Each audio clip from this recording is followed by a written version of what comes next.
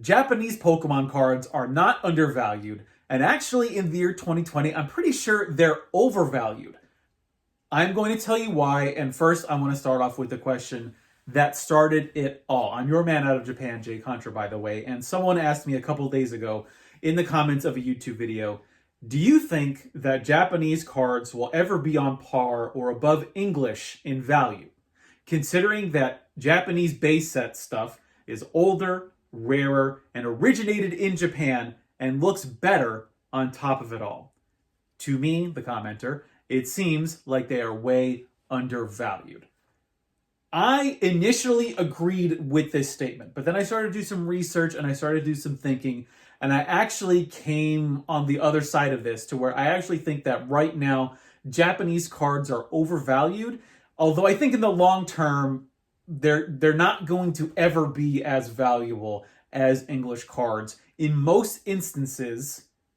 And I will explain why, and I will explain also, I think, the other instances where they could be more valuable. First, I want to talk about value and then give some perspective. When we think about the value of a Pokemon card, I often go with what SM Pratt says, an amazing Pokemon YouTuber, where he says that the older, the minter, and the rarer something is, the more valuable it will be. Now, this is just general. It's not always going to be the case. Compare a first edition PSA 10 base set Charizard with just the newest Charizard that came out in the most recent modern Pokemon set. The base set Charizard is almost always going to be more valuable than the more recent Charizard. So that's kind of the one level of perspective that I want you to have when we think about the valuation of Japanese Pokemon cards. Now, Japanese cards sort of throw that for a loop because in general, Japanese cards are harder to find. They are mintier because people tended to take better care of their cards back in the late 1990s. But are they truly rarer? So they're mintier, they're older, but are they rarer? Japanese first edition Charizard is the no rarity Charizard. This is the first ever Charizard for the Pokemon trading card game that was ever printed. It was printed very nearly 3 years before the English version. So let's look at the population reports and prices. So when you look at the price, I'm looking at recent auctions for PSA 7 first edition Charizards. In English, a PSA 7 base set unlimited Charizard sold for $13,000 on eBay in December of 2020. Now compare that $13,000 with the $8,100 spent on a Japanese no rarity first edition Charizard at PSA 7. That is a $5,000 difference. If you're like me and you actually prefer the Japanese cards, you're going to save $5,000 on a Charizard. Well, why is that? I'm going to throw some numbers at you, and this is where the equation of older, rarer, and minter kind of gets thrown for a loop. So let's compare the population reports. There are 2,756 graded first edition Charizards in English. 352 of those are at PSA 7.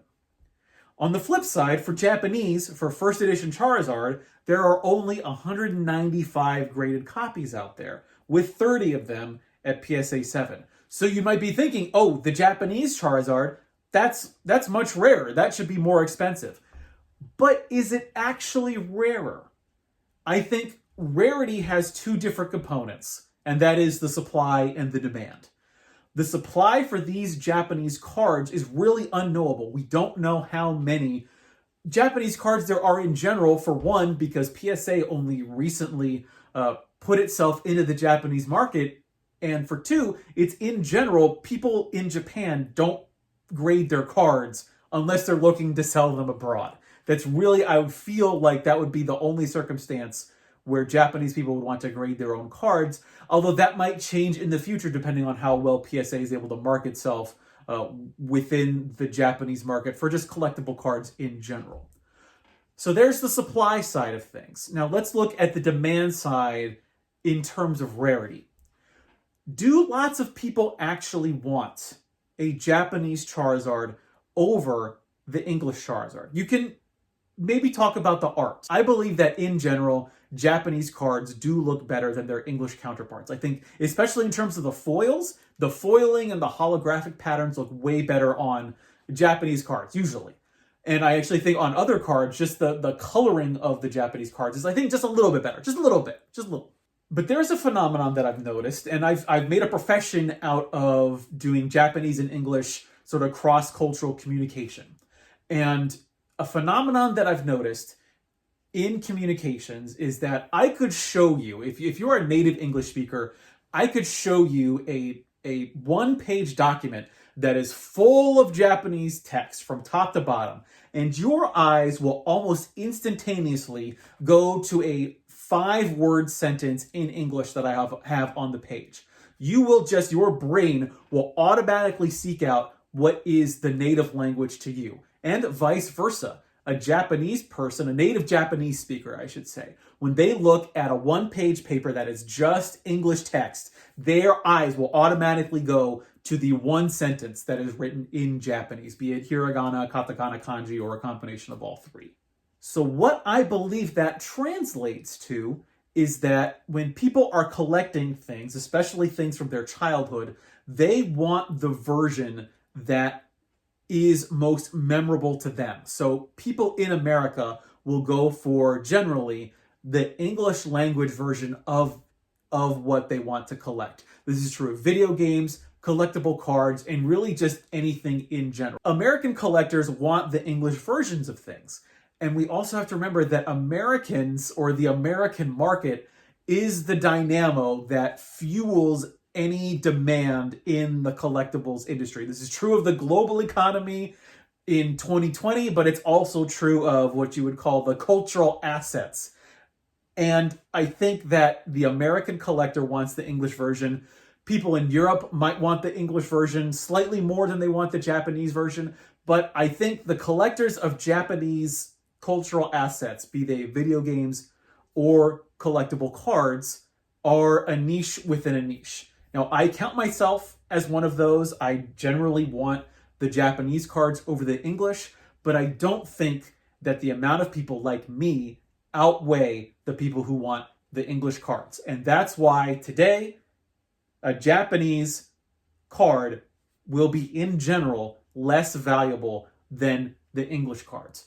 Are they undervalued, though? Should the Japanese cards be more expensive than they are? Should a PSA 7 first edition Japanese Charizard be worth more than $8,100? And I would say no. Actually, I think Japanese cards are overvalued at the moment because of how difficult they have become to acquire. You still have all of the supply that is in Japan, and because of the hell year that is 2020, lots of the normal sources of supply have been cut off due to closures of mail services because of just what's going on right now, to the point where I would say that actually in 2021, maybe prices will hold steady, but I would believe that in 2022, I think a lot of the prices on Japanese stuff is going to go down as the country and the world opens up, things sort of turn back to normal, and people possibly even start unloading their Japanese cards. Now, people unloading their Japanese cards, I'm not sure if that's going to happen or not.